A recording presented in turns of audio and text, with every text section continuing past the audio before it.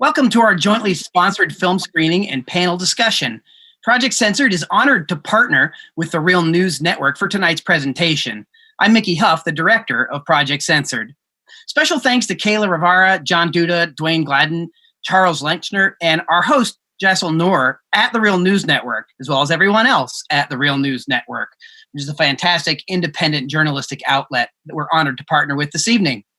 We'd like to thank our co-sponsors, City Lights Books and Publishers and Seven Stories Press, both of whom have published our work, both personally and as an organization, at Project Censored. This film is based in part, that you're about to see, on several of our most recent publications.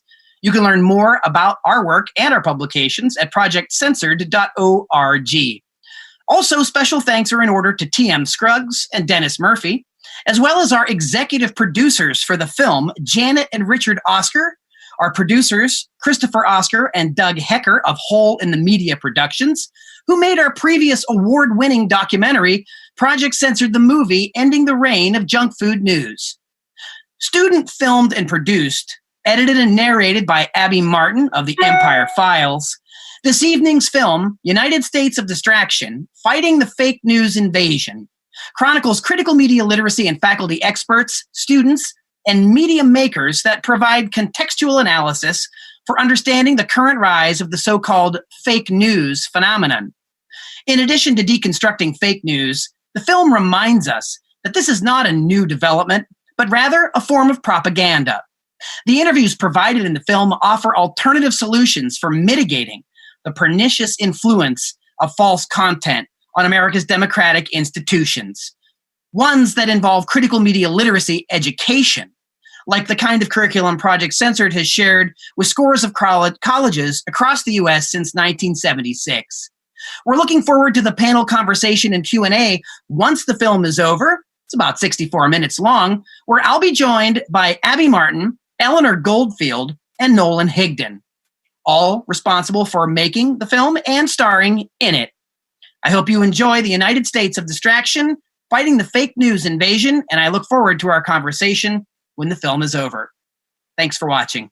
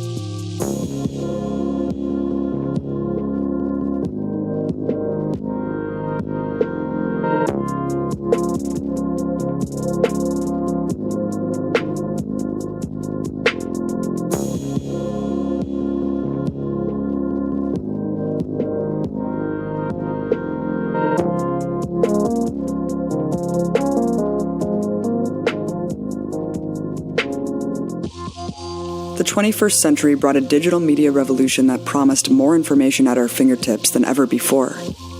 It was supposed to make life easier, bringing convenience and accessibility.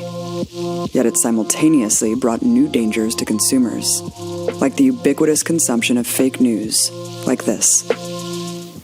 I'm guided by the beauty of our weapons, and they are beautiful pictures of fearsome armaments making what is for them a brief flight over this airfield.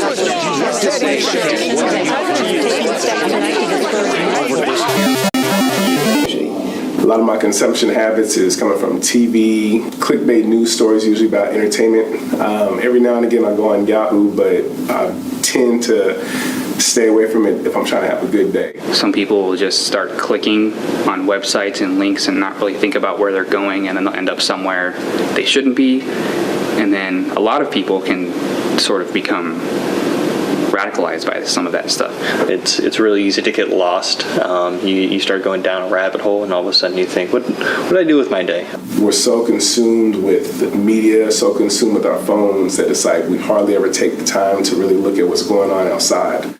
it's called social media, but it's not, the most social thing, because everyone's screen, is like an individual screen. Just the narratives and just kind of how those cater each specifically to that person. Even though I get to choose what I'm looking for, it would just be like a shouting game. And depending on what you're watching or what it is that you're doing, you will notice that you're always being constantly distracted, watched, and advertised to.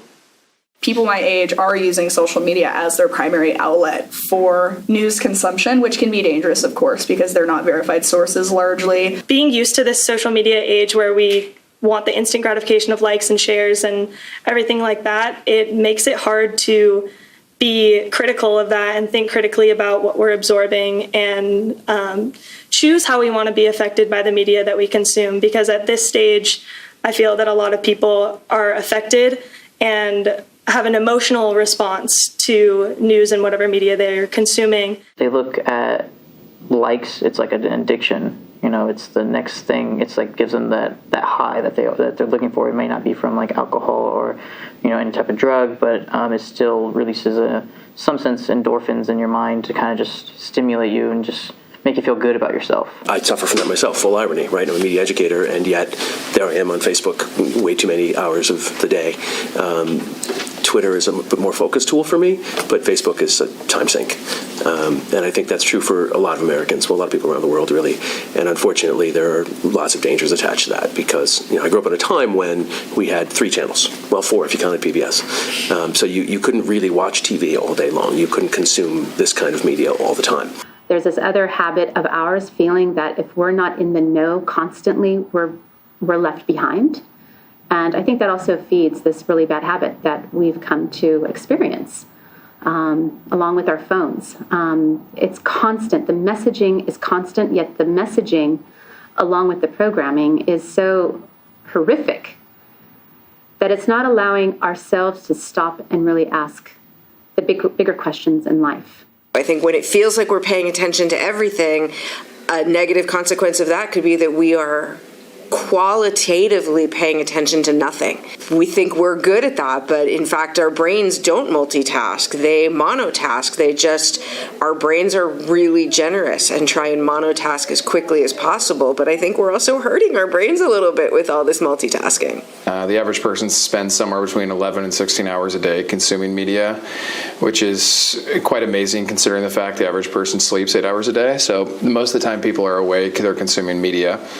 And so as a result, it influences people's perspectives of the world, it informs people, and media has a place in humans' lives unmatched by anything else. It's a really big influence in who we are. We are rewarded the more time we spend with media. We are rewarded the more distracted we are by media. All of our media choices can fit in our pocket if we have a smartphone, which means we can be checking email, checking text messages on all of our social media platforms, watching TV, watching movies, listening to music, catching up on the news, in a teeny tiny little device. We never have to turn our media off, right? I mean, the internet is, if it is available, it is always available. So we never need to turn our media off. We are drowning in information and we don't know how to sort it.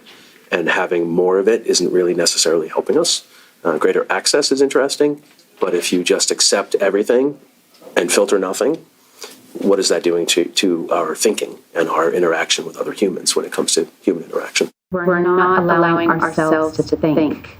We're using the ideals, the messaging of others to really navigate our own lives.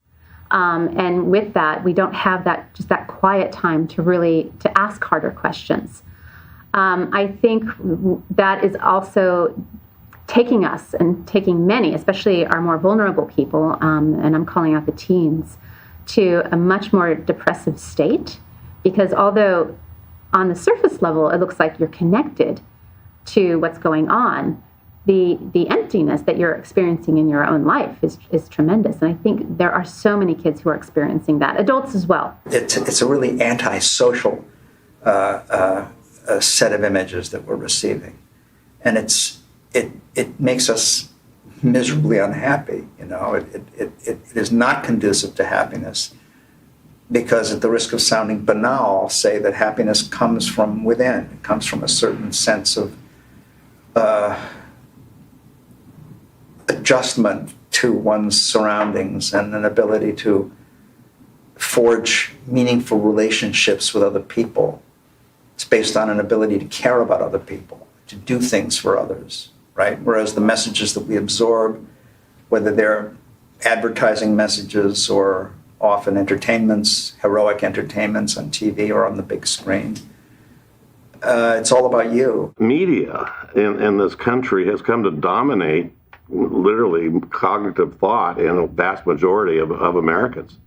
And it's pretty deliberate. It's top-down controlled corporate media, very small number of companies owned by giant investment companies worldwide, and they are in the process, a continued process of propagandizing us in terms of protecting capitalism and keeping us entertained and buying things.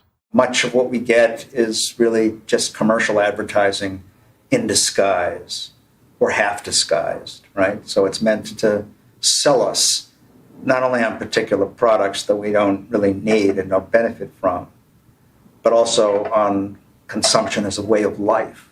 We're being manipulated to want to acquire things that we don't need, to kind of misinform us about some of the contradictions in global society and capitalism and gross inequalities, and better literally, using Neil Postman's term, entertaining us to death. News reflects their interests. They tell us what is important. So it's important what celebrities are doing. It's not so important what your military is doing overseas. These are the good guys in these countries. These are the bad guys in that country. Our country's purpose is to make money. Education's purpose is to make money. All other things are socialist, communist, or other negative terms. And the corporate media that oft works in concert with the two major corporate parties, they're largely selling the same agendas. And we don't really get a lot of bottom-up, diverse viewpoints expressed in our media. We get more of a managed top-down news propaganda that's more manufacturing consent among the public. So unfortunately in the 21st century we have quite the conundrum, because we simultaneously have more information at our fingertips than we've ever had before, but we also have a paucity of understanding connected to the fact that we don't really develop critical thinking skills, and we don't teach many critical thinking skills in our K-12 curriculum. It's incumbent upon the consumer to go find out what this source is, where it comes from, who generates it, and the purpose of its generation. So, and I think that we don't have a tolerance for that kind of work on our part. We're blind consumer. We just kind of, it's like eating junk food. We don't even think about it. I guess you should first take note of the fact that we use that verb consume, right? As if media were something that we're feeding on, that we're swallowing, digesting, right? I think there's a difference between consuming media and using it to inform ourselves, to educate ourselves. But if we're consuming it, we're taking it in without giving it a whole lot of thought. There's a real psychic problem and an emotional problem and a political problem. It's tiring because it's so sensational and your whole body and emotions get tired and exhausted. It's not providing the kinds of local and national and internews that we need. So it's actually a big time waster. And as we know, there's now a whole dimension of fake commercial news and fake political news. We see a weird confluence of events happening in the 21st century. So fake news is also exploding in the social media realm because an individual can take one item and share it, and it can be spread everywhere. And even though it's fake, you can get a majority of the population to believe it. So we've put this already really powerful tool, which is news media, in everybody's hand. Everybody can make news, everybody can consume news. But what's missing from new media compared to old media, we used to have gatekeepers, and these gatekeepers theoretically had codes of ethics, and they were held up to standards by their colleagues. Now in the social media realm, people are only held up to their own morals and ethics, and we're finding a lot of people don't have morals and ethics. Since the tumultuous events of the 1970s, with the confusion and lies surrounding the Vietnam War, Watergate, and the Church Committee hearings, which exposed connections between the CIA and the media, the American public has lost faith in its public institutions, including the so-called free press. At the same time, right-wing politicians and commentators injected American discourse with the hasty generalization that the news media had a liberal bias. The phrase's usage insinuated that the press was more focused on some liberal agenda than serving the public interest. It was an effective weapon to discredit any news reporting that challenged their worldview, a talking point that is permeated throughout American society to this day. Although there is nothing liberal about 6 corporations controlling 90% of the news media, conservatives continue to erroneously assert that it is fake news, not empirical data, that undermines their political, social, and economic policies. The ease with which it came to dominate American thinking was a harbinger of the fake news epithet that President Donald Trump exploited to discredit the press, that he described as the enemy of the American people. A few days ago, I called the fake news the enemy of the people, and they are. They are the enemy of the people. Don't we love that term, fake? What we've learned about fake over the last little while. Fake news. I'm not going to give you. Can you stay categorically? You are fake news. But you don't give straight news. You give fake news. No, not you. Not you. That was just fake news by NBC, which gives a lot of fake news. Your organization's terrible. Because they have no sources. They just make them up. Whoops, the camera just went off. Okay, you can come back. I won't say. Quiet. And I want you all to know that we are fighting the fake news. It's fake, phony, fake. Fake news is an actual problem, but not in the way that Trump uses the phrase to denounce journalists. I would define fake news as anything that is not factual or accurately reported. News that doesn't have any facts to support its arguments. It's targeted false information. Just misinformation that is put out and claimed real. Fake facts, opinions, without any credible evidence. Taking the fact of the story but completely transform them. The first person that comes to my mind is somebody like Alex Jones. Some of his stories are from InfoWars, and some of his stories are true and have been fact-checked, yet he is taking the time to sensationalize them and twist them and tweak them in certain ways to get people to react in certain ways. Facebook is a really big place for what you could call fake news because people just put their ideas out there and then it's passed off as truth, but when in reality it's their truth and not an actual universal truth. And it's the ruling elite that really serve to benefit from all of the propaganda, and so it's really easy and clickbaity with social media and hashtags and a good PR team. It is an uphill battle dealing with media outlets, media companies, media conglomerates, that there is a goal of hegemony. Whoever is in control of the money is in control of the minds of the public, for sure. There's always been fake news. There's always been rumors. There's always been news that's been dominated by the elite. And there's always been news that's all about junk as opposed to what people really need. The problem in the current era is that the scope and scale has just increased dramatically. So fake news at the moment is driven by machines, driven by algorithms, and driven by the profit motive. Everything's about hits and likes, and they'll do pretty much anything in this bread and circuses mode to generate those likes or hits, taking people away from the things that really matter in favor of stories that simply don't matter at all, don't push the needle, don't have anything relevant to say about our daily lives or our politics. You can find fake news kind of across the political spectrum in the United States these days. It's often generated by powerful state or corporate actors within kind of the corporate commercial for-profit model of news. And news in the United States is an industry.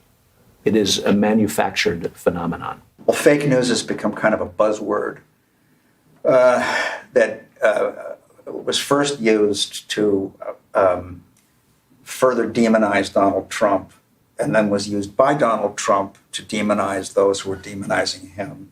So the phrase fake news is used by both sides, I think used by both sides with equal dishonesty. But the Democrats originally started saying that part of the reason that Trump was electored in by the Electoral College and became president was because people didn't come out and vote enough and they were fooled by fake news. Well, there's no real metric evidence that actually happened and caused the election to go one way or the other. Then, of course, the Trump campaign and administration picked up on that fake news talk. So they basically, Trump turned around and said, well, anybody that's criticizing me or saying anything that I disagree with is fake news.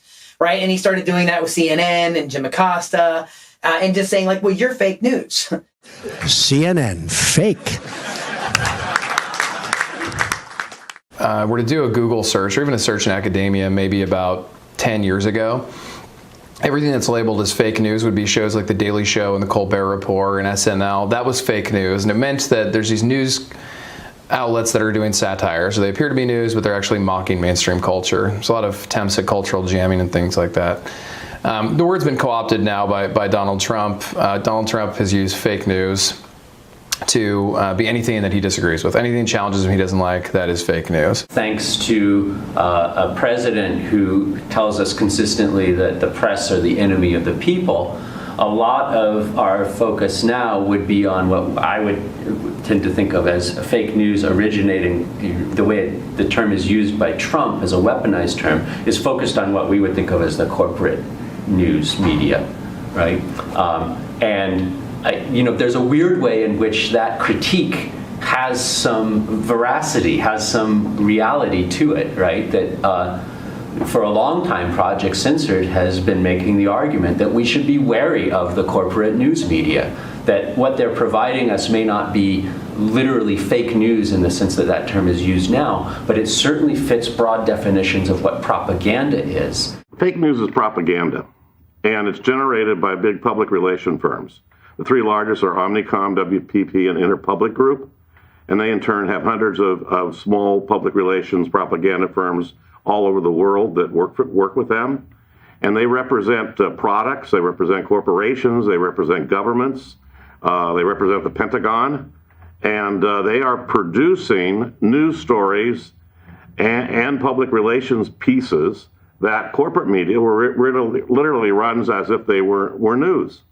So some 80% of corporate media today, the news there, is prepackaged by a public relations propaganda firm that has an agenda. And that agenda is to essentially entertain us, keep us afraid of things that, of terrorists, and to make us support the state and support capitalism. News, by and large, is news by and about elites. And especially, there's a huge body of literature in the sociology of news construction about how corporate news depends on official bureaucratic sources as the newsworthy perspectives and the newsworthy actors. And that's really different when you start looking at independent media. Independent media and independent journalists are still dependent on sources, but the difference is the diversity of people who are treated as being newsworthy is so much more broad when we look at independent news media in comparison to the corporate news media. Only certain people's stories are told, only certain stories about the world are acceptable, and there's a wide variety, a massive vision of actions and a whole globe of communities out there working toward everything from a better life to ending the war to saving the environment that we just don't hear about.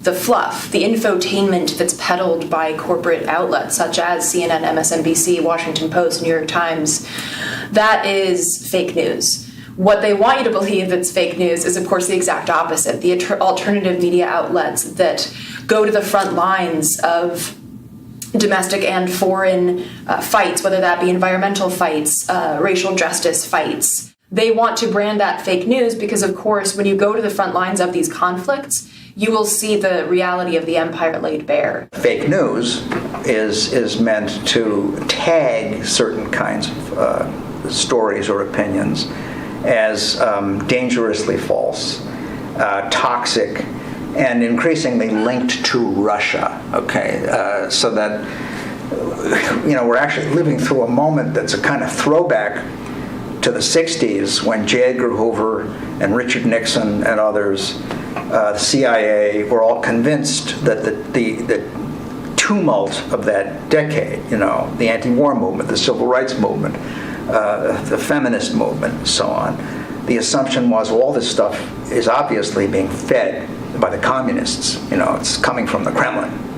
Only now it's liberals and many progressives who are assuming that the prevalence of these divisive narratives or concerns is due to some kind of Russian connection, as if there's not enough wrong with the system we're living in, and as if people are not smart enough to see many of the things that are wrong on their own without the help of Putin's minions, right? Again, we have so much information. People are saying, look, this is coming from Russia, and Russia took out fake ads on Facebook, and some Macedonian teenager was getting paid to pump out false stories about the Pope and Trump and Hillary and these kind of things. Well, yeah, that is fake news. Is this done for ill effect? Well, arguably it could be. Right? It certainly could be used to deceive the public, and yeah, that would be fake news. But I think the far more insidious kind of fake news is actually corporate and deep state propaganda. Because that is done with the intent to deceive, but it also has the trappings of an official narrative supporting a status quo. Most dangerous untruths pumped out today don't come from Donald Trump, whose lies are mostly idiotic and trivial and really, really obvious, okay? I mean, he'll lie about the size of his inaugural crowd, stuff like that, right? The New York Times and the Post and, NPR and Rachel Maddow and all the rest of them, they make stuff up about Russia's interference with the election. It's based on no evidence at all. All right, Rachel Maddow. I feel like we have spent the last 2 years doing one story, right? Doing a lot of one story. Right. Is our president subordinate to a foreign power? And again, I have to stress that we need to describe this dossier as an unverified dossier of Russian allegations against Donald Trump. That Bernie Sanders lovers page, run out of Albania, it's still there. Every day I leave my show and I think I'm going to be talking about something else. But every day, over the course of the news cycle, a new piece of it falls in place. Russian-backed online trolls flooded social media to try to block Mitt Romney from getting the Secretary of State job. This is like 9/11. This is the red warning lights blinking. This is we need to be aware that the risk to the country right now is as strong as the risk was before 9/11. The liberal media consistently pumps out this kind of fake news, I think, which is mostly hatched by the CIA and other government agencies. And this stuff is war propaganda. This stuff is really deeply dangerous. Fake news is an enormous problem. But part of the problem of fake news is the very misuse of that phrase by its most adroit practitioners. We've been in the business, we like the United States, of creating fake news sort of on purpose for decades. We have the creation of the CIA after World War II, and they carry out covert operations, and those covert operations are carried out with plausible deniability, meaning that they can make things happen of great political importance in countries around the world and then be able to lie about it later. And the media will write stories about it as though the lie that was put out, the cover stories, were true. So I always want to think about all this stuff from my vantage position as a transnational scholar, and think about the historical context in which media has always been used to disadvantage people from the places like where I come from in Africa.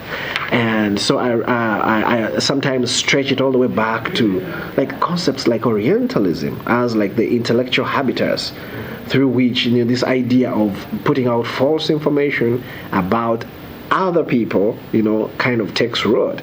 And so for me, I'm interested more about fake news in that context of how it always has functioned as an official policy of managing affairs outside of the West.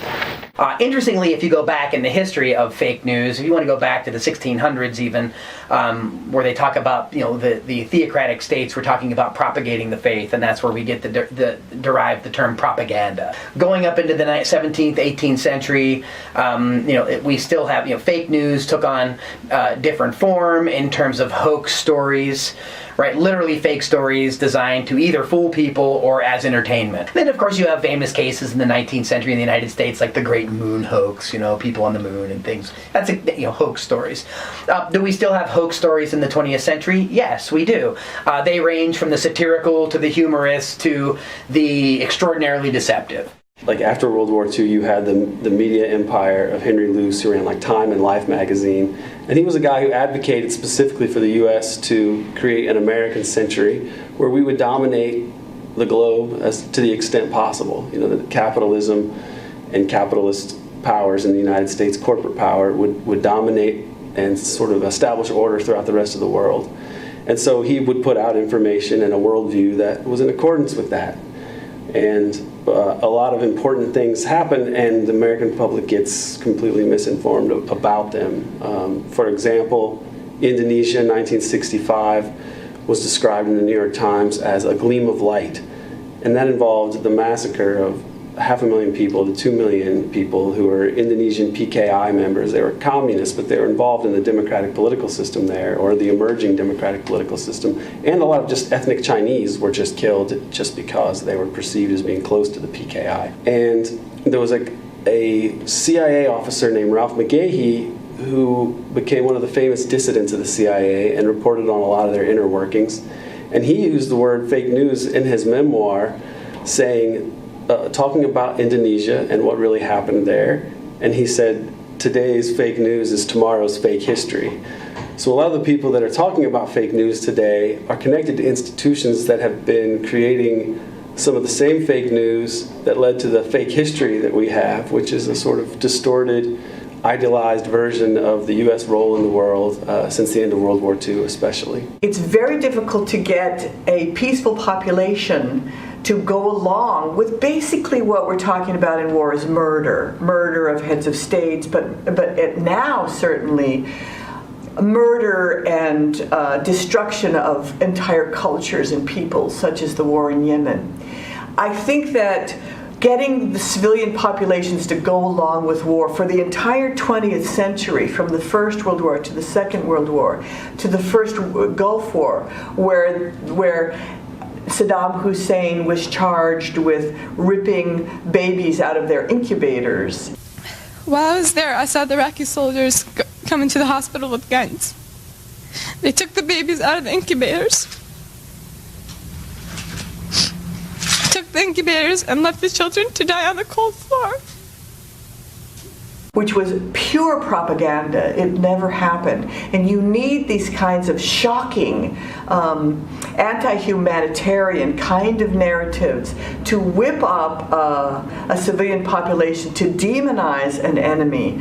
We've seen that now, in which Trump constantly demonizes people of color, immigrants. This is a dark, fearful place to be, and that is where fake news ends up today, oftentimes from the legacy of war propaganda. Today we're seeing the rise of these pseudo-leftist news organizations that are promoting what we like to call hipster-style propaganda. And those include BuzzFeed and Vice News. And I'm just going to use Vice News as an example of an organization that went from a fashion magazine to now one of the top leading media organizations in the world that promotes war propaganda. And how they did this was, first of all, Rupert Murdoch became one of the largest shareholders of the company a few years ago, and Vice News began to slowly but surely align itself and work with figures that were coming out of the Obama administration.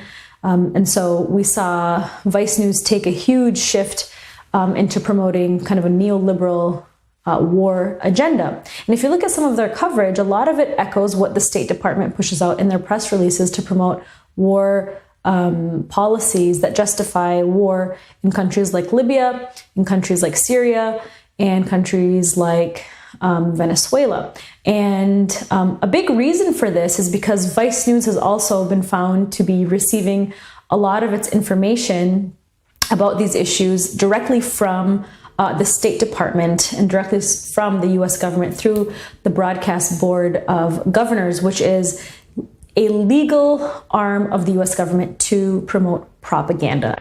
The history of media in the United States is not different than almost every other country, and that is that state governments, state actors try to control the flow of information, not only where it goes to, but what's inside that flow. I would say for inside the United States, a lot of times, historical memory doesn't sometimes go back as far as it should. So a lot of times now when people talk about Trump, they like to compare things to the rise of fascism in Europe and so on in the 1930s. But I think it's just as relevant to look at us being in the moment of 1916 and 1917 and 18, just before the United States went into World War I, where Woodrow Wilson ran on a platform of he kept us out of the war. And of course, once he got in, he was, continued on his pro-war footing just more openly. And the people who were against the war suffered severe repression. And that went together with the equivalent of shutting down the internet that we're seeing now, and that throttling, which at that time was to be able to get things to move from city to city, it was through the mail. If you look back at the early colonial period and early revolutionary period, America found it really important to have newspapers. And so we subsidized the press in the early start of the country. And that's why every town ended up having about 2 newspapers. And we subsidized the printing press, so media flooded everywhere. You could read news quite often through newspapers. But then in the 20th century, we started to see changes. People got a little more worried about news because you had seen these things like yellow journalism, which had sold the Spanish-American War to the American public on a lie. And so with these new inventions came out like radio and eventually television, and the public was realizing the dangers of media, that the radio was a really powerful tool. And so there's a big grassroots movement in 1934 for the government to regulate how many media outlets any individual could own. This way we believed diversity of media was good for democracy. We adapted that to newspapers, we adapted that to television. We also put other safeguards in place too. We had a fairness doctrine, so if someone said something negative about you, they had to pay for you to come on their show to get equal amount of time. And then starting in the 1980s, we started to remove these safeguards. So Bill Clinton with Republican Congress passed the 1996 Telecommunications Act. This law is truly revolutionary legislation that will bring the future to our doorstep. This historic legislation, in my way of thinking, really embodies what we ought to be about as a country. That got rid of the diversity of ownership, so now you could own as many media outlets as you want. We went from 50 corporations down to 6, and there's mergers on the books right now. We may go down to 4, controlling 90% of our news media. We got rid of the fairness doctrine. We got rid of proposals to protect kids from advertising in the 70s and 80s. And this allowed this news media to pop up that theoretically could say whatever it wanted, and it wasn't doing anything necessarily illegal or immoral. And so you saw Rush Limbaugh came out the same year the Fairness Doctrine died. Fox News came out the same year, Telecommunications Act. And Americans got a sensibility of news media that was polarized. So the facts didn't matter. It was either you took a left-wing perspective or a right-wing perspective. And so we've now ended up in this place where this post-truth reality where people base their assertion on facts, on their political proclivities, and actual reality. Fox, for its part, echoes whatever Donald Trump says. In fact, Fox's television show, Fox and Friends, even caught Donald Trump live tweeting with Fox. So he tells them what to say via Twitter. They repeat it. They comment on it. He then comments on their comments. They then report what he commented. So this has become how these outlets are part of the political propaganda apparatuses. And then we have this sort of hyper fake news that's arrived where it's literally trying to aggregate a community on the basis of their likes or actually their hatred of other people. And that's the most inflammatory, dangerous kind of fake news that's been going on. The assemblage of white supremacists or people who are anti-LGBTQ community or other people who were assembled because of a very, very strong sensation of hatred of the other. So much of the websites that proliferated around fake news, such as the Daily Stormer and Breitbart, they took their cues and they learned very much from the broadcasting of Fox News, which was the first broadcast entity that we had in this country that followed a republic government line. And there are documents and memos that show that they took their talking points every day from the Bush White House. That's George W. Bush. The way that it played out in 2016 is often underplayed, I think, in the mainstream media, and where Donald Trump and much of his supporters retweeted and so much of the fake news that came from Breitbart and the very dangerous website Daily Stormer, that it was openly fascist, that they appealed to a very angry base of voters that became voters steeped in racism and anti-immigrant stories. Trump figured out the game. Trump figured out the game is tap into the vulnerabilities. What do the media want? They don't want truth. They were never able to commodify truth. They want eyeballs. They want attention. What gets attention? Spectacles. So Trump was able to get the spectacle excitement. He got attention. Almost 3-1 over Hillary Clinton attention in news media, and he used that to launch his career. The dominant legacy news media, which is dependent on getting large audiences for large advertisers, has done very well by Donald Trump. So rather than just ignore him, they're responding to him immediately and over again. And in a way, he's been very profitable for them. So they continue to cover him. The trends are negative at the moment, with Google changing its algorithms to really drastically reduce traffic to certain sites like Consortium News, World Socialist website, Truth Out. Most of these progressive websites, media outlets, have seen their traffic fall drastically because Google's algorithm just exiles them to some netherworld. And they're basically saying, you over there at Counterpunch, you over there at the National Review, you're outside the mainstream, you're fake news.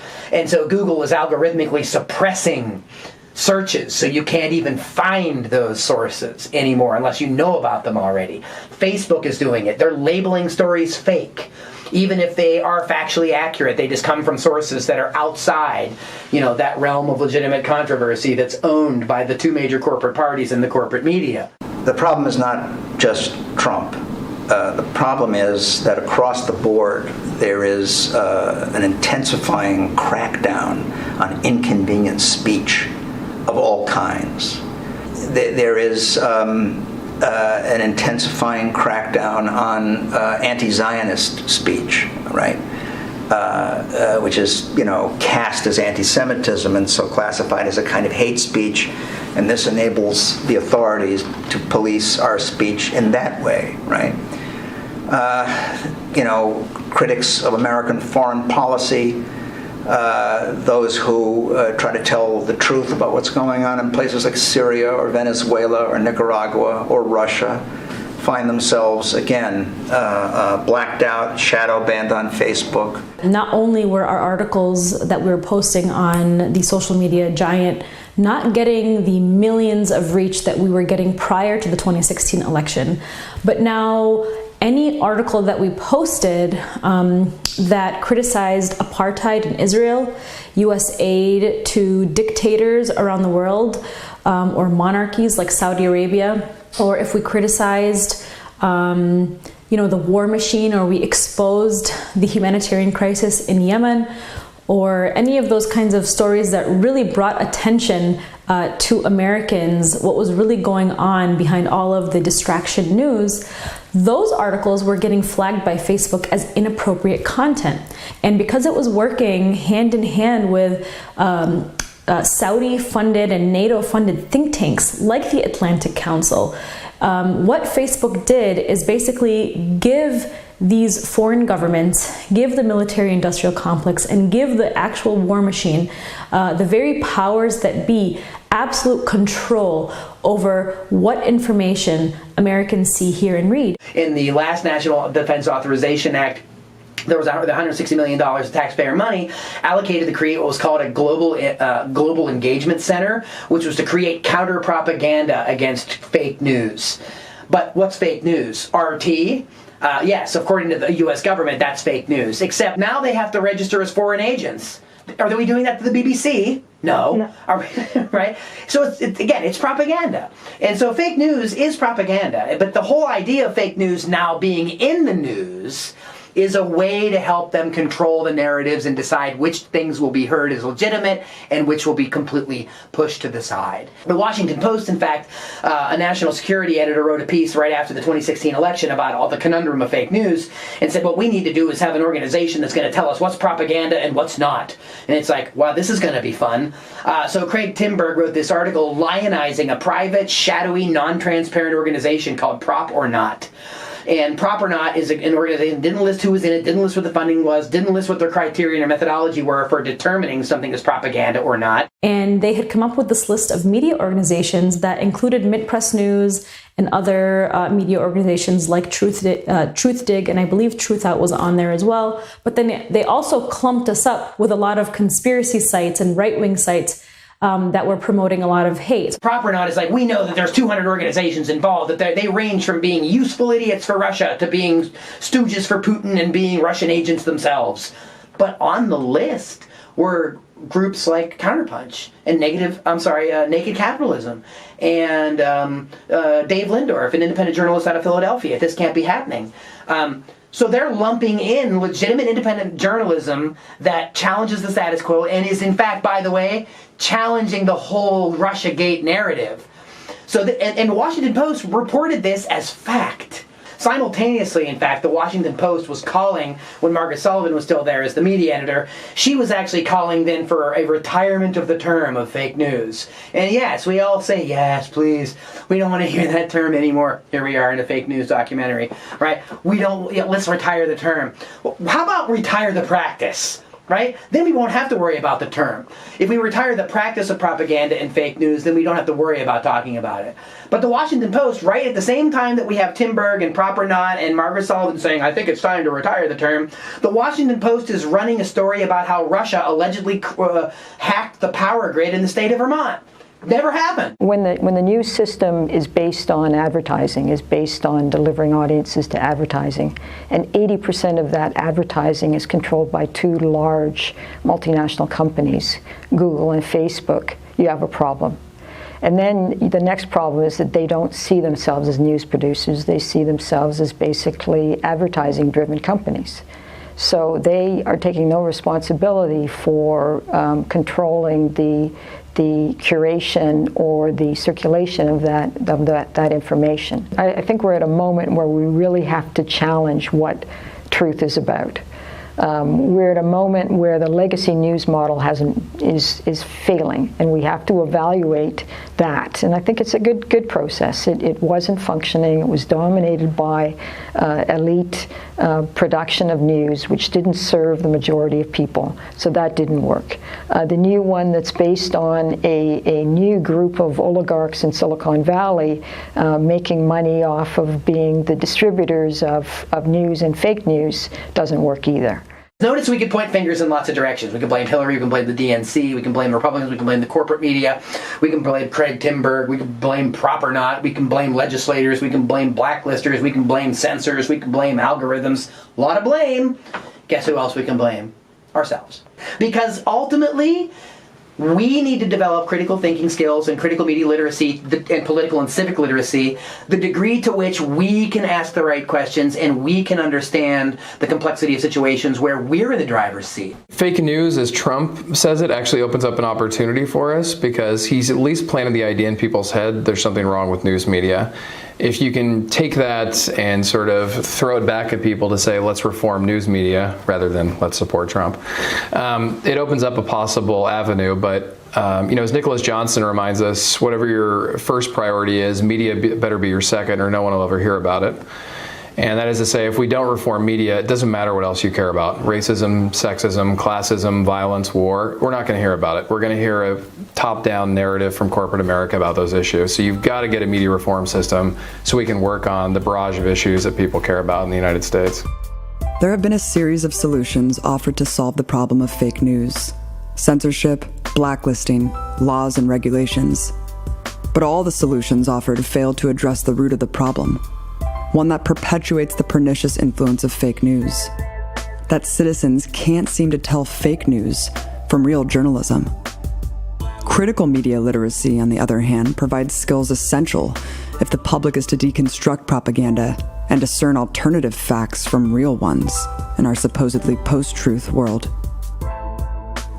An effective media education would be an education when we're given skills to analyze media, but not when we are given a way to think about media. We have to be able to not only recognize information, but decode fake news, false information, and just bias. No matter how much the media or corporations will try to tell you that your opinion does not matter and that you need to listen to the experts, I think an effective media educator empowers their students to stand up against that kind of thinking. Doing your own dive into the facts, not just taking anyone's word for it, because you can't just take anyone's word for it. That's why it kind of becomes a lifestyle, getting into news, or just following any kind of social justice issues or issues around the world, because you're constantly having to verify everything that's being said and forming your own opinion based on your own research. Lately, I've been paying attention to the news that is mainstream, not necessarily believing it, but paying attention to what the person is trying to tell me and also listening to what they're not telling me. Like, for example, I was not aware that fake news can come from any source. Like, the New York Times has posted numerous articles that were entirely falsified. Washington Post has done the same things, and those are two of my main sources for news. So, but that's taught me to not just, read, but to question what I read, to question everything. And that's what everyone should do.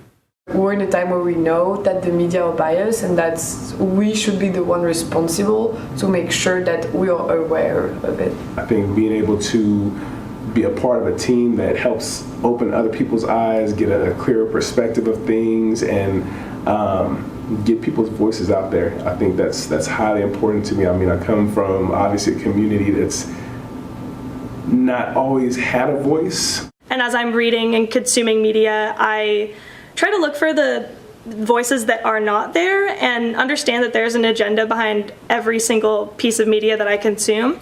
I know that journalists, are taught to strive for objectivity, but what is that striving process, right? I don't necessarily know if there's a problem with bias as long as we're clear. Right? I mean, we are human beings researching stories. We are human beings writing stories. That brings a certain level of subjectivity. Journalism's job isn't to be objective and impartial. It's to tell the people what's really going on. And as an educator, I think my job is to give people the tools how to think, not to tell them what to think by what's on the test. If I want to search for good education about media, I really have to put in the time to be able to do it, and then find that valuable source that I can maybe keep going back to. You got to turn off that television, you got to turn off that social media, and you have to start looking for what's real. So real news is storied information that has 6 ingredients. Number 1, it's recent. Real news. Real news is recent, number 1. Number 2, real news is relevant, which is to say it's in play in the culture. It's something that people are talking about. Real news is number 3, reliable, which is to say it's transparently sourced. Real news, number 4, is about historical context. It provides some sense of history in the story. Number 5, real news is, as we like to say in the business, hegemonic, which is to say it's about power relations. It foregrounds power relations. And finally, real news, number 6, is harmonious in the sense that it offers multiple points of view, not sort of a blue state, red state, black versus white, he said, she said, but more nuanced and more sort of multi-perspectival, as we say in the business. So that, I think, is a good definition of real news. And when you define real news that way, you realize it can kind of be hard to find. I think that folks need to get a bit more comfortable with researching on their own. Not that everyone needs to be a journalist, but everyone needs to do a little bit more work in becoming media literate, because at this point in time with the internet, everyone can be a journalist. There can be a lot of sort of false narratives, right?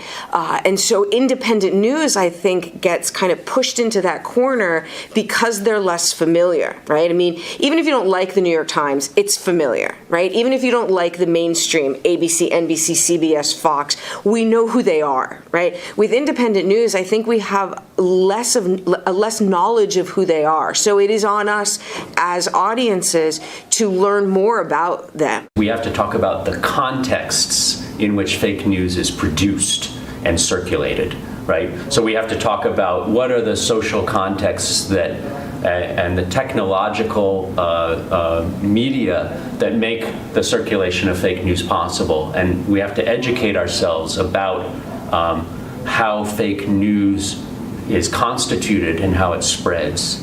It is to look not just at the content, not just at representation, but also, again, that behind the scenes, the forces of production, who owns, who distributes, right? Who owns, who produces, and who distributes, because that's where that's where the power is, right? Teaching people the political economy of the media, about their relationships with advertisers and with the government and so on, the history of the First Amendment and the function of copyright. All this information needs to be made available to everybody in this country, everybody, which means it should be a standard part of the curriculum in all our grade and high schools. Most of the rest of the world in Europe, Eastern Europe, Asia, North Africa, they all saw that this media could potentially be a problem and of dangers about 30 or 40 years ago.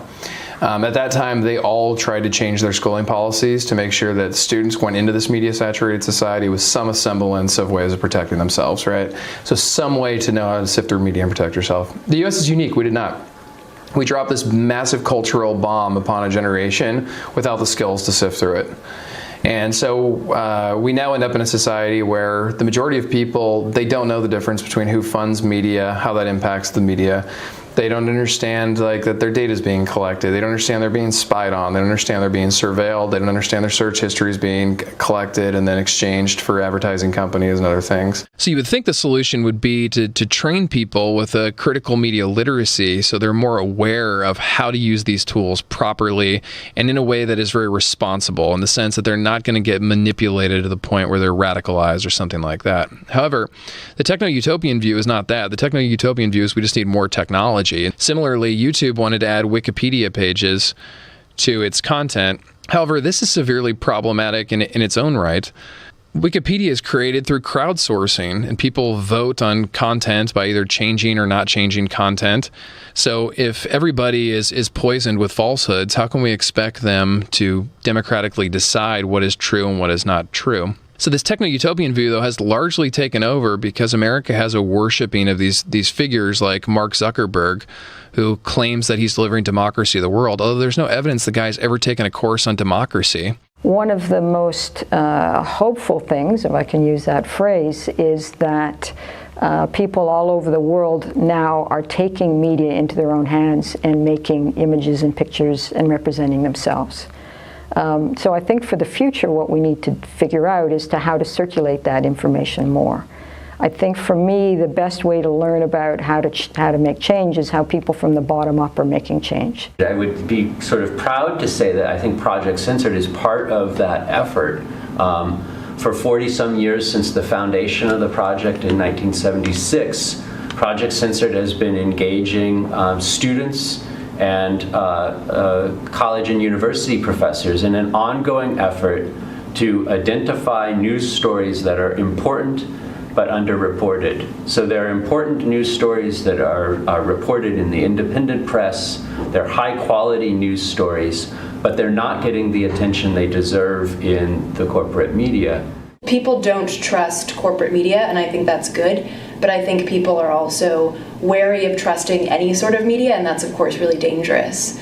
So I think that people need to not only look at the media as something that's over there, that, oh, those people don't know what they're talking about. Media always needs sources, and media always needs help. So we need to really blow up what the news is about and start talking about what kinds of information and truth and knowledge do we need to survive going forward.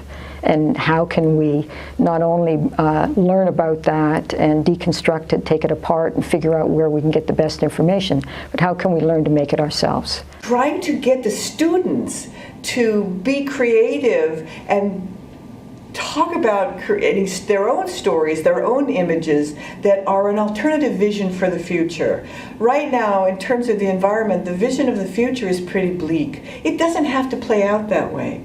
We've already laid the groundwork for understanding, for example, the ways in which global warming was denied through a concerted public relations effort.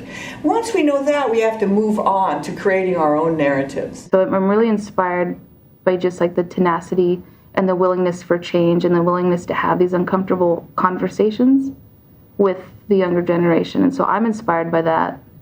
It's up to us to create the media that we want to consume. You know, like be the change you want to see. Well, you know, like kind of create the media you want to see. Like, why not? We all have the tools. We all have the brains. You know, we all have the information. They find youthful constituencies are not afraid to criticize capitalism. They are well aware that the American political system is broken, that the corporations, public relations, and all of the ways in which money determines and the wealth and powerful can basically call the shots in America. They understand that this needs to change. Millennials in particular give me a lot of hope, the folks born between 1980 and 2000. They've grown up with these tools and they're already in the streets. We see them in all these different movements, from Occupy to Black Lives Matter and Democracy Spring and Me Too and Dreamers and DACA. They've seen the failures of neoliberalism. They've seen the failures of this technocratic belief that we must worship technology. And what's key is that not only they recognize these things, but they're going into direct confrontation. Nothing's done in the history of the United States without direct confrontation. Whites did not start coming around to granting civil rights until we had bus protests and violence in the streets. You didn't have women have the right to vote until there was conflicts during World War I in the street. I'm highly optimistic this generation is going to make the change that's going to be needed. Yeah, it's going to be painful, it's going to be difficult, but I'm optimistic. And I think if you're a true educator, you really are in the streets with your students, not just studying them on campus or talking about them in the classroom. This is only really going to work and make a bigger splash when everybody is part of that solution, and even better, part of rethinking and recreating the kind of world that we really want to have, and what kind of information system will be necessary to do that in a world where we are ever tilting against fake news.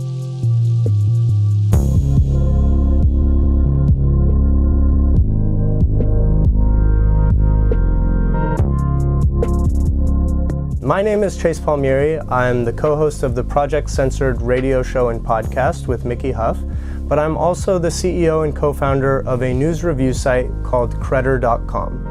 Now, Credder.com is just one of the many solutions being offered to solve kind of our fake news crises that we've talked about today. But what's interesting about Credder is that you can actually start to review the news that you're reading. So the way Credder works is it kind of takes a Rotten Tomatoes style approach to the news, where we have a critic category of verified journalists and a public category where you can actually review the articles that you're already reading.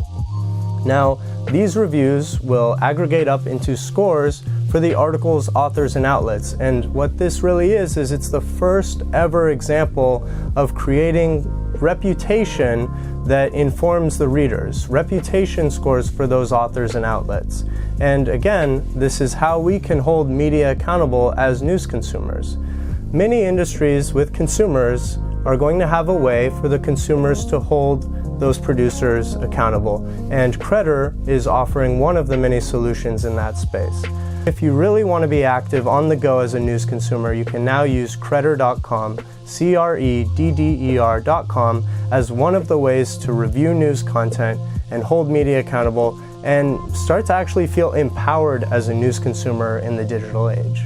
Thank you.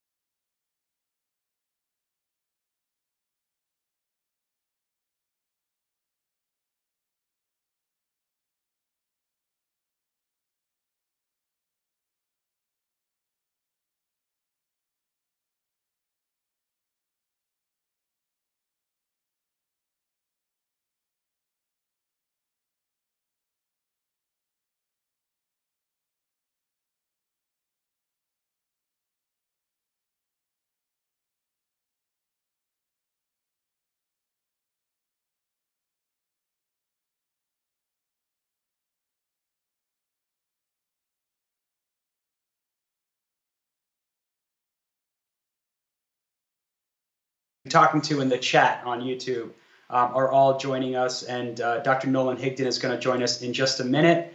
But I want to welcome you, and okay, so I'm hearing there's no sound on the chat. Okay, but if you can hear, let us know. Okay, sound is working now, so thank you everyone for watching.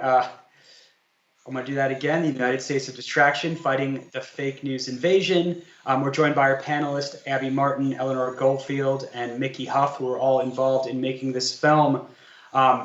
We want to, let's start with Abby. Thanks so much for being part of this discussion, Abby. So this film was just astounding to watch because so much of what was talked about and predicted really sort of exploded during this pandemic that we are all, living through and trying to survive. And obviously, a lot of the lessons were not learned or implemented as far as reforming the media. Just talk about how you've been dealing with this and just looking back at this film now. How you're processing.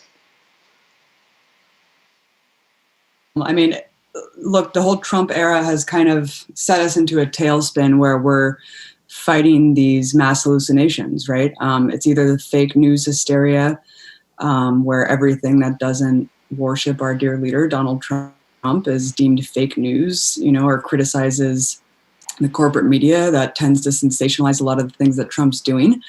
That's fake news. But then everything that Trump does, or anything that's on alternative media, as the documentary explains, even my reporting on Breaking the Set under the banner of Russia Today is deemed Russian propaganda. And we see this narrative just peddled over and over and over again. And it just is astounding that we continue to see this charge at things that run contrary to the corporate media narrative or the mainstream narrative. And it's just absolutely insane that here we are 4 years into the Donald Trump presidency, and the Democratic establishment just still continues to deflect all of their inadequacies and all the things that really led us to the dystopian reality that we're living in today on Russia and on these foreign adversaries, instead of really taking stock on how they are complicit in getting us to this point. And one of the main things that they're complicit in is corporate media propaganda. I mean, so it was an honor to be a part of this film. I've been working with Project Censored for, Mickey, probably 15 years now. That's how I really got involved in media activism and media literacy. And it was just really, really fun to go through all of these interviews and put them together like a puzzle. And I just learned a lot making it, and I hope people enjoyed it. One other comment about, the pandemic era is, Trump's been able to kind of weaponize conspiracy theories, and people have just gone completely off the rails and detached from reality with this QAnon stuff. And it's just unbelievable. I feel like people's brains have really broken in the Trump era. So hopefully we can spread media literacy and get back to some sense of normalcy. It's going to be quite hard no matter what the outcome is in a couple weeks here.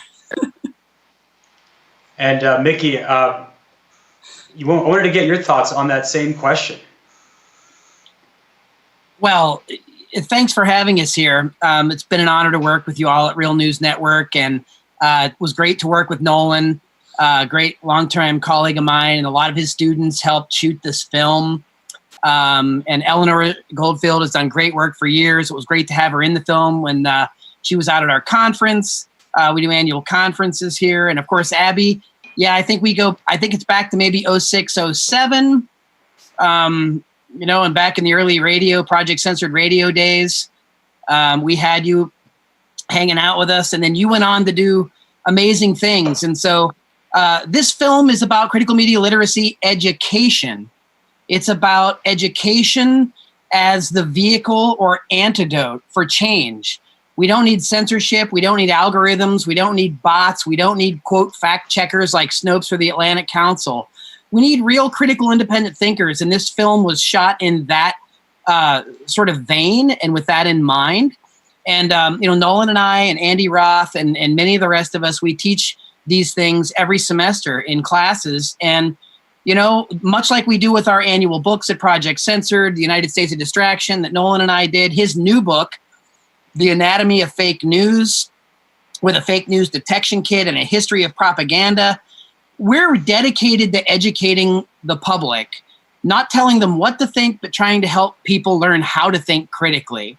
And I think now that's probably more important than at any time in recent memory.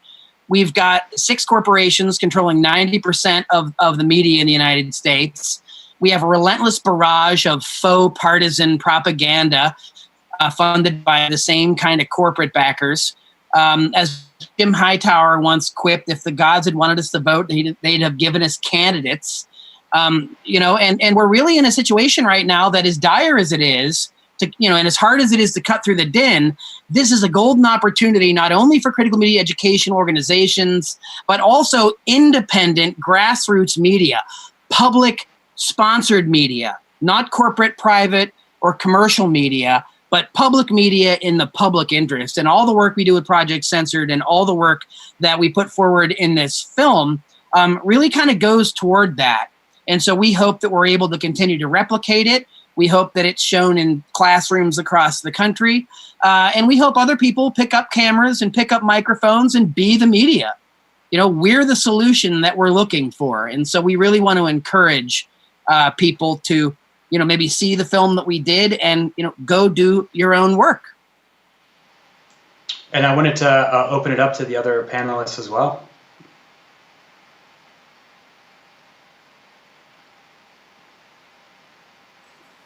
I can pick up where Mickey left off, in particular about the grassroots aspect of it.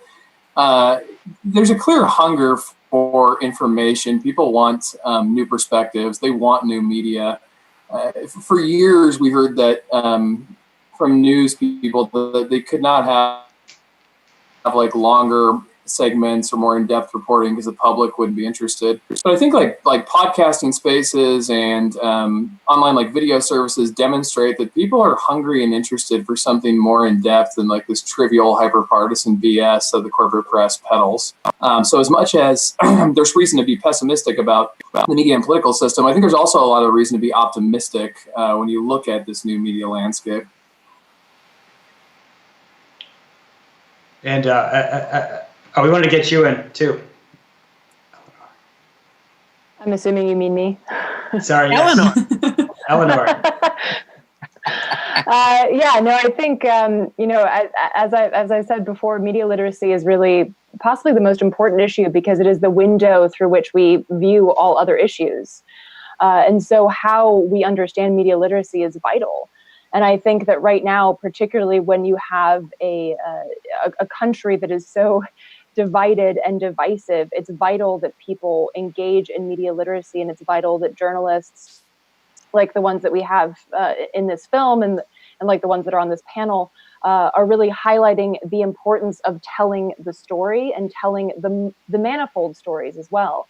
Because I think it's also important to highlight that there's not one story. Which is, of course, the purview that you have when you watch corporate media. Oh, this is the story, which is, of course, just the state's story. But the stories on the ground, the stories from the people that are actually affected by the policies, by the dirty energy projects, by empire here at home, and, of course, elsewhere. So I think it's really important that we have this understanding of the wide breadth of stories that are available to people, and that this information is amplified and protected by projects like Project Censored. Yeah, and I guess it's kind of wild to me to think about how we have a president who can be just bragging about being cured from coronavirus while he's actively spreading it, yet 43% of the population will just believe it no matter what he says. It's just really hard to wrap your mind around it when there's 200,000 people dead and hundreds of thousands or more might be dead in the next few months. Well, and here's a fun fact, because I'm in Washington, D.C., and I've been doing a lot of work with Washington, D.C. Mutual Aid. A couple of weeks ago, on Monday, we had 14 new cases of coronavirus. And a few days later, in the White House alone, So in one building, there were 34 new cases. And DC is not known for its exemplary healthcare. It actually leads the country in issues like maternal mortality. So somehow the community got together and was able to move the needle down to 14 new cases of coronavirus. But then in one building, you had 34 new cases. And that really speaks to the paradigm of that administration, the paradigm of this sort of anti-science perspective that is not just shared, of course, by Trump, but by many people around the country. And I know we're talking about things that are obviously very heavy and sad and depressing and stuff we're all, dealing with in our personal lives. But what gives you all hope right now, despite these enormous challenges we face? I mean, if I can speak first to that. I mean, being an educator and working with young people is a great source of hope. Young people have every reason in the world to complain and be pretty upset with the world that the baby boomers have bestowed upon them and the senior citizen candidates they're offering them to run the free world, free in quotes. But young people don't really avoid that kind of pessimism that I come in contact with. They're really fixated on solutions and taking action. And I think that's why it's fun to teach critical media literacy in an era like this, because students are hungry not only to learn more, but they want to take action. And I get the feeling they want to sort of transform our society to the place they want to live rather than the one that's been handed to them. So I find them a great source of positivity. I think another source of positivity. Oh, sorry, Mickey, go ahead. Oh, go ahead, Abby, go ahead. I think I find optimism in the fact that there are so many young people who have kind of taken the mantle of the Bernie movement and also rejecting the status quo of capitalism. Because I think that when you're looking at corporate media propaganda, capitalism is essentially just provides that vehicle for advertising. And that's really what media has become in this late stage capitalism that we're living in. So the fact that, tens of millions of people who are young and who really are the future of this country are completely rejecting all of these narratives. They're looking at the world in a wide view. They're understanding our role in the world. They understand what empire is. And so you have, there's this kind of multi-generational struggle, I think, where a lot of people are devolving into fantastical thinking, these crisis cults, as things get more dire, especially facing these kind of cataclysmic, the climate emergency and all of these other things. But certainly the fact that there is this wide protest movement that has just been going on for months and months, really just, again, like challenging all of these things that have been so fundamental to the ruling class is something that's really positive to me. And I feel like we can just continue to build on it because these people aren't going away. Bernie may have gotten shut down by the DNC and the Democratic establishment, but all of these people are still there and they're still fighting. And it's time to start building upon this movement that's really energized and amazing. So I know Eleanor has definitely things to add into this in terms of grassroots activism and a lot of the positive things that we see. There are so many people across generations. I'm obviously going to agree with Nolan and emphasize the youth. And as an educator and a professor, one of the most privileged things I can do is get to spend time with so many people, that have these different perspectives. And it's really important. In fact, I would like to point out, if I may, that all of the folks here are millennials, not me. I'm Gen X. I get the variable. I'm approaching the half-century mark here this year. But I have the privilege of working with not just students, but all of the people on this panel. That's what gives me hope, is that there are people that are grabbing the baton, they're lighting the torch, they're taking off, they're making their own media, they're making their own shows, they're teaching. Nolan's teaching at several places with us out here in California. We're not just writing books, we're writing textbooks. We're doing podcasts, we're doing multimedia, we're doing film. I mean, we're doing so many things. And the more we do these things, the more we find out that there are so many other people doing them with us. And, there's several hundred people on, the YouTube channel here for an event like this on a random Tuesday. That's pretty hopeful. If you think about how we used to do events before the COVID, having several hundred people in a theater is a big deal. Well, we are in a theater and we are all talking with each other. And this is something that we can share beyond this evening, and we can share these kind of resources. I have to say that it's the younger people and the students that I work with on the one end, and then on the other end, it's people like Ralph Nader, or Daniel Ellsberg, or these other people that I know that are, octogenarians, that they're very willing to cross all barriers to try to, again, pass off that baton. While we're sitting here doing this, Julian Assange is rotting in prison, right? One of the most cherished and important whistleblowers of our time, right? And yet the corporate media in the United States stands by and does nothing but castigate him or benefit from his leaks while basically shooting the messenger. I think that there's a tide that's long turned, and I think people are really tired of corporate media.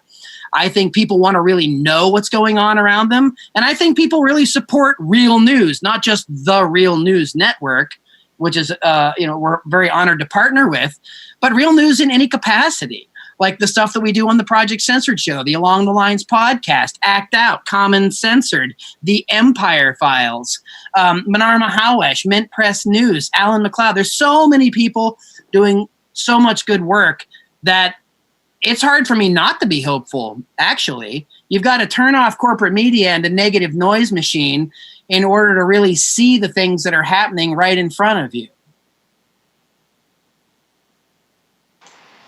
Yeah, and to sort of piggyback off of that, I think turning off the corporate media and engaging with the stories that exist in our communities. I mean, one of the primary things that gives me hope is the building of alternatives, because there's a lot of fighting the status quo, which I obviously think is important.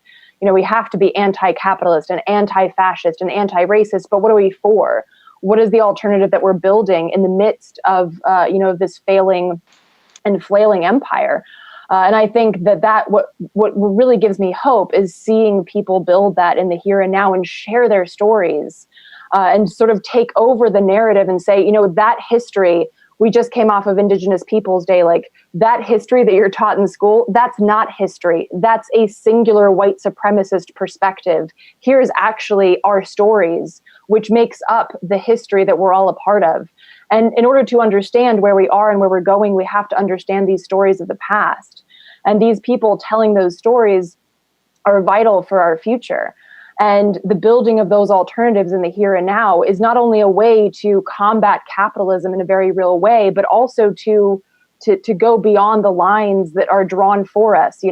When we go, give people medical care and mutual aid, we don't ask them, who did you vote for? We just say hey, this is a really cool mutual aid endeavor. This is about solidarity, not charity. This is about the community caring for itself. And here's why we're doing it. And building those relationships in a very real way creates the sort of alternative that people can call, anarchism, or people can call democratic confederalism, or what have you. Whatever name you want to put on it, the actual action of creating it is what gives me hope. And it's happening all over the place. And perhaps the pandemic, more so than anything in the past, has really engaged people across the globe to create these networks, because we're all dealing with the same disaster at the same time for the first time, at least in my lifetime, as opposed to, there's this one hurricane here, or there's this one coup here. We're all experiencing this global pandemic and the need to fill in the gaping chasms left by capitalism. And so these alternatives that are being built across the globe right now, that really gives me hope, because that's not only the way to deal with the here and now, but that's the way to deal with the continuation of the devolving capitalism and devolving empire, and to build the alternative moving forward. And we had a question from the chat, and this is for Abby, but all the panelists can weigh in. So the question is: apart from sharing content and supporting financially independent news media sources, how else can we keep these sources afloat during these perilous times? I mean, I think that's that's the primary objective right there, right? Is supporting the journalists that you want to see flourish and grow. And that's unfortunately it's a sign of the times that we have to even, have Patreons and ask for help. But really there is such limited opportunities for growth and for jobs if you're really challenging the narratives like Eleanor just talked about. I mean, capitalism, US empire, these are things that simply are not discussed on the corporate media circuit, right? Or media that's funded by these right-wing billionaires or oil companies or banks or defense contractors. And so that's why entities like Real News Network, entities like Project Censored, things that Eleanor is doing, the Empire Files, all of these things are essentially grassroots, people's funded, that tell the stories of the commons. And that's why it's so important to keep these entities afloat. And it's a dire situation. It really is, frankly. And it's really sad to see so many media outlets fold, right, in recent months and years. And it's up to us. It's really up to us and the people who want to support these perspectives to keep putting the support into these networks. And that's also sharing the content and challenging your friends, families, and coworkers, right? Challenging those narratives that they pick up and talking about alternative media, talking about media literacy, and talking about these issues that are so obvious to people who are in this movement already. But we need to share these and we need to open people's eyes because, again, I mean, we are in a truth emergency, right? And according to our dear leader and all of the corporate media punditry, this is kind of a post-truth world. And so it's up to us, the people who have been fighting, this whole time in the trenches to spread this information and to really create that understanding of media literacy, that foundation that we all need to build upon. Because like Eleanor said, and like Nolan said in the documentary, media literacy has to be your first issue before you can even care about anything else, before you can even speak about anything else, because you can't get the information out there unless you have a free and open press to do so. Yeah, I think going off that, I agree with Abby completely. In addition to supporting in those ways, I think you also need to create a context in which these alternative outlets can thrive. And one thing that I have a lot of concern about is the lack of principles, that people stand up for free speech when it's someone on quote unquote their side, or a press outlet when it's on their side. I think we'd be a lot better served if we stood up for freedom of speech. If Abby wanted to if Abby was invited to give a speech at a university and it was canceled, I would stand up for her right to give that speech. Or if a professor was investigating something that people found unpopular on campus, I would defend their right. And same with the freedom of the press. I think standing up for Assange, regardless of how you feel about him or WikiLeaks, is irrelevant. We should agree that we support freedom of the press. And also, like the suppression of journalists online. I know we've abdicated our democratic responsibility by putting social media billionaires in charge of what constitutes freedom of speech in our social platform. But we shouldn't let these folks censor these independent voices because they're not going after pernicious actors. Solely pernicious actors. They're also going after a lot of the very press outlets we depend on to give us the information we need. So I think creating that context for where the work that folks like Abby and others are doing is crucial. I want to double down on what Nolan said. We have to support academic freedom. We have to support a truly independent, vibrant, free press. We have to know censors, K-N-O-W. And we have to say no, N-O, to censorship, period. Mm-hmm. We have to get over the fact that we get offended by different ideas, and we have to start arguing factually and transparently, not just about the key issues of our day, but that we want open platforms. Nolan and I began the United States of Distraction book with a Lao Tzu quote that says, if you do not change direction, you may end up where you're heading. Are we there yet? We've been heading here for well over half a century. You saw in the movie with T.M. Scruggs. Nolan and I are historians by day, one of the hats we wear. Propaganda and fake news is nothing new, but it's really gone off leash and it's really blown up in our technocratic culture in the 21st century. And we really need education and media platforms, not only to tell people what's actually going on, as a 20th century journalist George Selby's once said, but we actually need to learn about the systems and platforms themselves and who controls them. And so that we can also not only just navigate them, but also learn how to create better systems of information dissemination ourselves.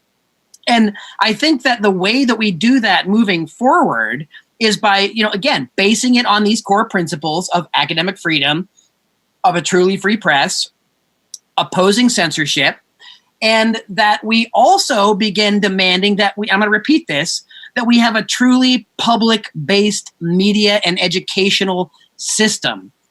In our books, we argue that there are various things we can do to correct these problems. The last chapter of United States of Distraction, our City Lights book, is called Make America Think Again.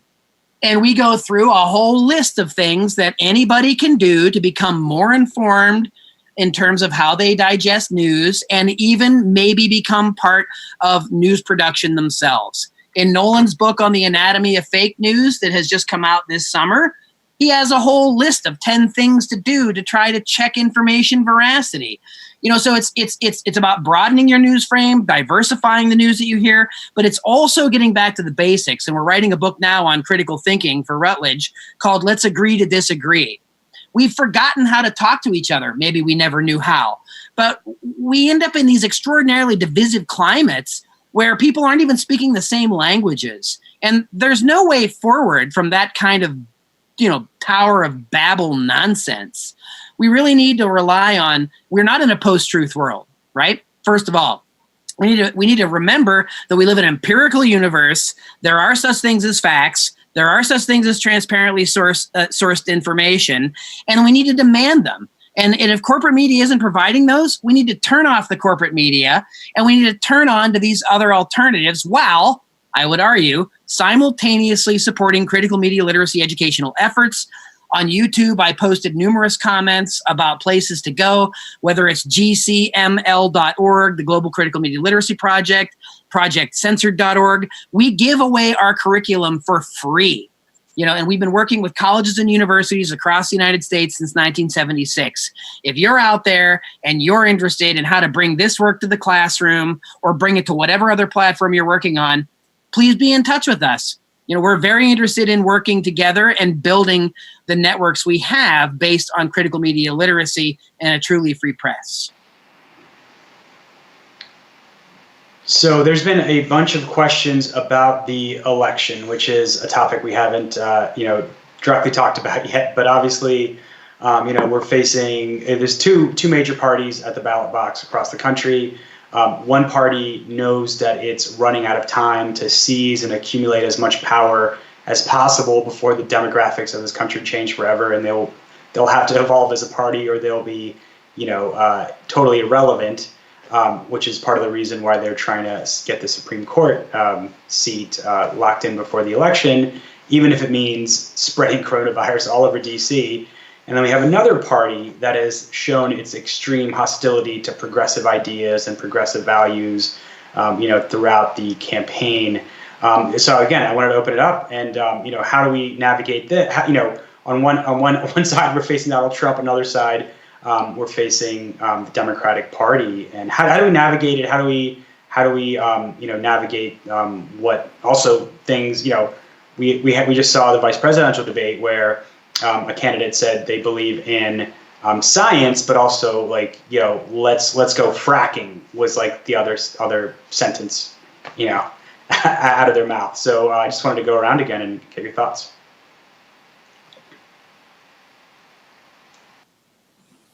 And we can start with Abby, it's your first step. I think the first thing is not vote shaming anyone. And that's if you want to, vote for what you want, which is, the Eugene Debs quote, like, I'd rather vote for what I want and not get it than vote for what I don't want and get it. But I also think that people shouldn't shame people in swing states who want to vote for Biden, because I do agree that, Trump is a pretty big nightmare. And, like you said, they are trying to hold on to power. And it worries me, this kind of galvanization of these right-wing militias and all the things that Trump is doing in the streets to foment and sow distrust in the system to the point where people are going to go out and possibly fight and die on his behalf. So that is also very scary.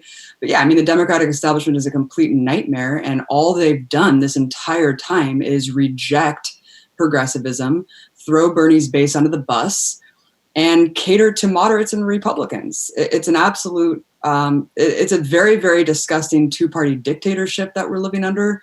But we can't try to reform the Democratic Party. I mean, this is a dangerous concept. I think the fact that there's this squad, right, of progressives that are sitting congresspeople out of 240 members, that kind of gives people the notion that we can reform the system, right, and that electoralism is where we need to put all of our energy into, and somehow we can have these insurgent candidates take and usurp the Democratic Party from below. And I just think that that's not true. And it kind of lends legitimacy to the system where in reality we need to be fighting on the turf of the people, fighting grassroots, really building alternatives, as Eleanor talked about, because we can't keep putting our faith into the electoral system over and over again. Voting should just be an action that takes you 5 minutes, and then you should just go right back to building these networks and structures and building with people, right? And building coalitions of alternatives, because that's really where the future needs to be and how we can get out of this mess. And we can't ever push the system to change unless there's essentially tens of millions of us in the streets, right? Forcing their hand. And so, yeah, I mean, the election is horrible, but really, would we expect anything else from where we've been headed for the past couple decades? I mean, for the past 20 years, there's been a gun to progressives' heads saying, you need to vote for Democrats, otherwise the Supreme Court's going to overturn Roe v. Wade. And here's the situation unfolding right before our eyes, and look at the Democrats. They're laying down and dying. They're not doing a goddamn thing to stop this nomination. And I think that really shows you who they are. It's Lucy with the football and Charlie Brown, man. 'Tis the season for the great pumpkin. So here we go. And to say so, I just have to reiterate that fantastic line, Abby. The idea of vote shaming in general it's just got no place in discourse. In fact, we lack critical discourse, and the great critical pedagogy scholar Henry Giroux said, in the end, there is no democracy without informed citizens. Well, how informed are our citizens if they're reading, the Russiagate nonsense at Washington Post or the New York Times or Rachel Maddow or CNN? How informed are our citizens if they're glued to Breitbart, QAnon, or Fox News? This, again, we dissect this in our books. These kind of major platforms, they're propaganda organs. Do they report accurately on some things? Yes. But do they also try to divide and distract us any chance they get? That's their modus operandi. And we can see, right, in the last presidential election, there were more people that were registered to vote that didn't vote than voted for either of the two major corporate party candidates. And we're always told about the spoiler. Much like in the same vein as vote shaming, we have the spoiler politic game where it's Ralph Nader or Jill Stein or somebody else that caused the problem. No, the problem is our election system has been a sham from the beginning when almost nobody could vote, right? Almost nobody could vote. And it's only been since the early 20th century that you could vote for senators. We still don't vote for the president in the United States. Right. And as we said, we're down to about 6 corporations controlling most of the news that people get, even though record numbers of people are tired of the rhetoric of both corporate parties and are tired of corporate media. So you don't get to quote or paraphrase Rahm Emanuel's neoliberal nonsense every day. But, let's not let a good crisis go to waste. There is now an opportunity to get ranked choice voting. There's an opportunity to change electoral systems. There's a chance to broaden our news frames and news horizons and platforms. There's opportunities to stand up against censorship, to stand up against cancel culture of any kind, and really build the kind of society we want. We're already in 2020. The 21st century is a fifth over. If you look at the actual scientists on climate change, we might not make it to the end at this point as a species. So I think it's really imperative that we take we started earlier on a question about hope and what are you hopeful for? I'm hopeful that not just the people watching, but the people we interact with, I think they intuitively know some of this stuff. And I think that if we model more of the behavior that brings it forward, other people might feel comfortable sharing it, and we'll have the opportunity to build bigger, broader, more diverse coalitions that are based on public interests and a true small d democratic culture.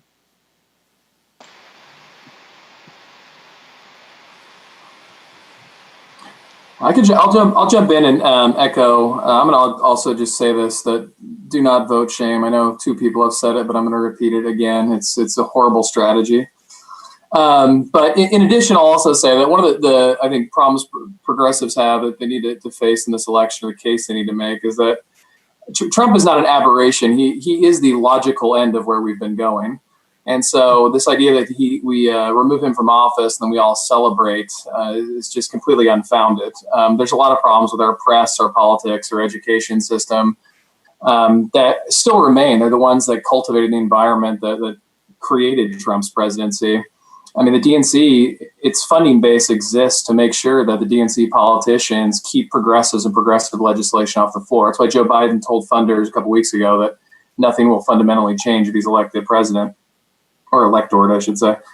So yeah, change happens in this country, and this gets to Abby's point. When you scare the people in power, so you need people in the streets, and you need to frighten them, and they're clearly not frightened. I mean, in this COVID crisis, both parties worked to bail out the super wealthy, and they basically gave the working class a runner-up prize that gave them an extra month or 2 before the suffering kicked in further. So they're clearly not scared. I mean, you would think that. COVID is such a prime example of all the people that the corporate media laughed at during the primary. Their policies were desperately needed. Like, people right now desperately would, wish that our trade agreements were different so we could manufacture our own PPE and get it out to people. They wish they had universal health care. UBI seems like it makes a lot of sense with the poverty and suffering we have. And not to mention reparations. Marianne Williamson was like the solo appeal for that on the stage. It was kind of laughed at. But all of a sudden, these ideas that were laughed at in the corporate press during the primary, there's really a clear case to be made in COVID. And so I think, echoing Mickey's point, don't let a good crisis go to waste. I think we need to really seriously examine these policies and make the case and scare the people in power until we get it. Yeah, I mean, I'll just say with regards to electoral politics, I mean, I'll go ahead and say that's not my thing. But I think that it's important when we talk about elections that we understand that we don't actually have elections in this country. It's a farcical point, because elections suggest that you actually have a choice, not just between, the blue MAGA hat and the red MAGA hat, or the blue dumpster fire and the red dumpster fire, but you actually have a choice between multiple parties. Even if there was a difference between the 2 parties, that you had a choice between different parties that had significantly different platforms that spoke to a different future entirely. And I think that even if, that aside, our election system is entirely undemocratic. I mean, you just look at the, you look at the way that our system is set up. You have the Electoral College, but that's just the tip of the iceberg. You have things like interstate cross-check that just knocks people off the voter rolls if they sound or look like they're Latinx or Black or brown. You have Jim Crow-style voting regulations that are in place. You have polling places closing willy-nilly. You have ballots that don't get counted. You have mail-in ballots that get thrown away if there's just one little thing wrong with them, and yet the instructions to use them are very confusing and arbitrary. So to talk about elections as if we actually had a democratic electoral system at its core is a farce. So that's the first thing. And then, to Mickey's point, talking about the idea of, everybody having an equal voice. Yeah, I mean, at the beginning of this country, only 6% of the people could vote, and that was white land-owning men and property-owning men, which also meant slaves. And the founding fathers actually spoke to this point. They didn't want a complete democracy because that would mean that they would actually lose power. And the trajectory of that dream, that American dream, is very clear today. And I think, to Abby's point about getting people out in the streets, that is where I feel not only my hope lies, but where the power lies. And so in terms of electoral politics, I won't vote shame, but I also won't say that my hope or any sort of hope for the future lies in electoral politics, because I just don't think it does. I think locally, perhaps you can have some progress built. For instance, in Washington, D.C., there's something on the bill this November talking about legalizing psilocybin mushrooms. Great. Those sort of local progressive ideas can definitely make a difference in your backyard. But ultimately, when we're talking about like U.S. empire and the larger issue of the United States as an entity, I don't think it lies in electoral politics. And another percentage to just throw at folks is that there have been studies that have shown that no government has withstood more than 3.5% of the population rising up against it.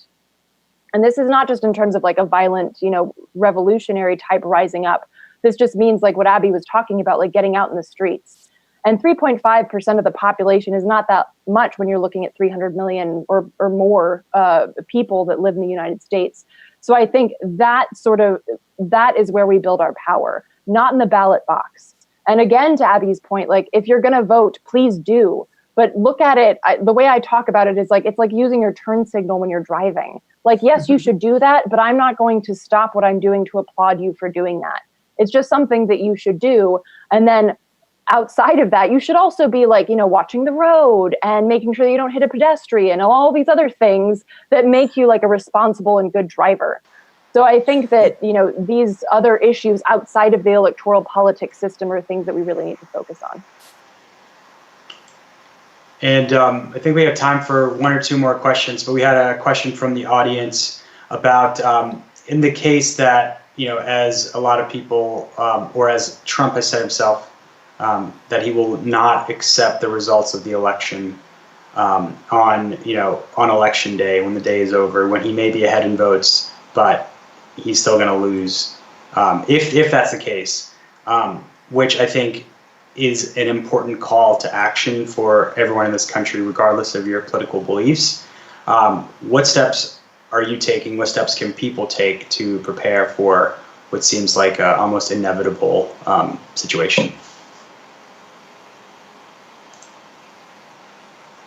I'll just say I question the inevitability of this. I wonder if the Democratic Party has been just playing up this end of democracy Trump storyline. Trump, like he always does, takes their political misstep and he uses it to his advantage. I mean, I have a close relation to this with fake news. My study day, it was really Hillary Clinton who started using it against Trump supporters, and then he used it and capitalized upon it. And I think this fear of democracy is closely related. I keep hearing this like democracy is on the ballot.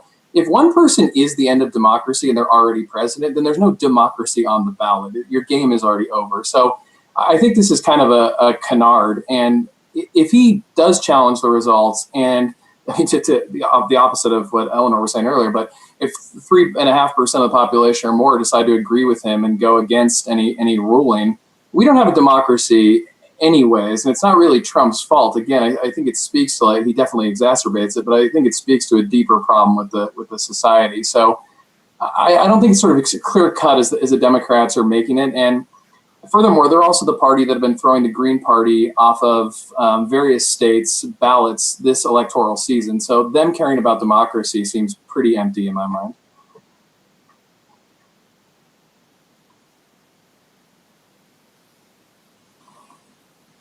I can jump in. So go for it. Brevity's not a strong point of mine, so I'll jump in there. I can't really see the Democrats as being like some strong, stewards of a democratic republic that we don't have.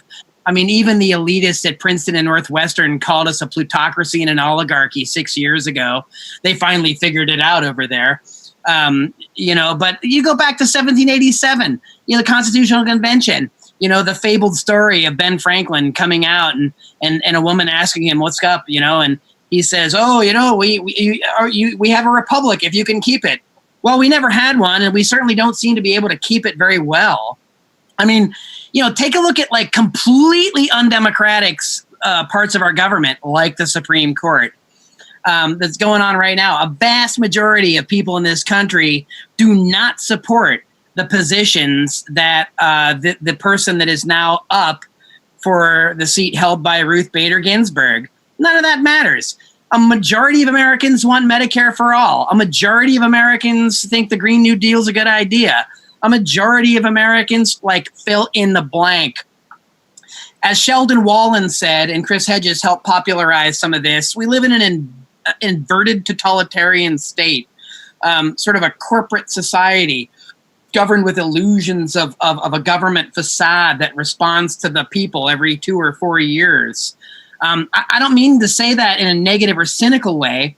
I mean to suggest that we need to understand it in a very realistic way so that we know the kind of things that we can change and that we can do at the ballot box, which is, by the way, riddled with election fraud, cyberspace, voter suppression, Jim Crow in cyberspace, cross-check. We could have a whole show on this, between Greg Palast, Joel Simon, Mark Miller, and others.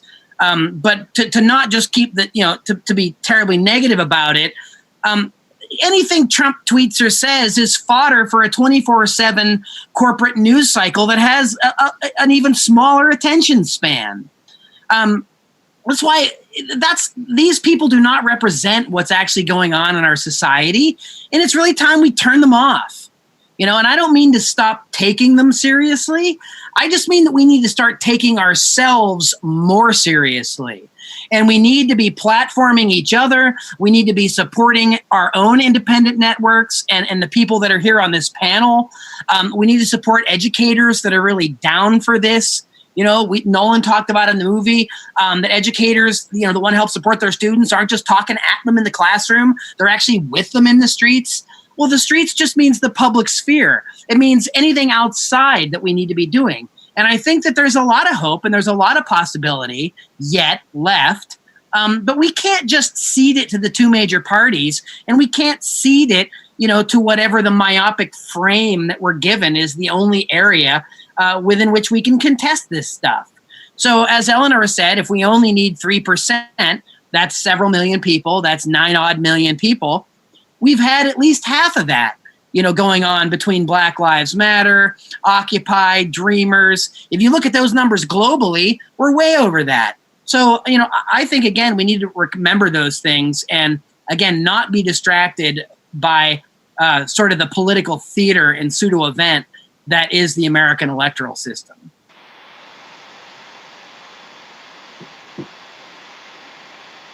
All right. Well, I want to thank our panelists, Abby Martin, Eleanor Goldfield, Nolan Higdon, and Mickey Huff for joining us on The Real News and for helping us discuss this new film, United States of Distraction.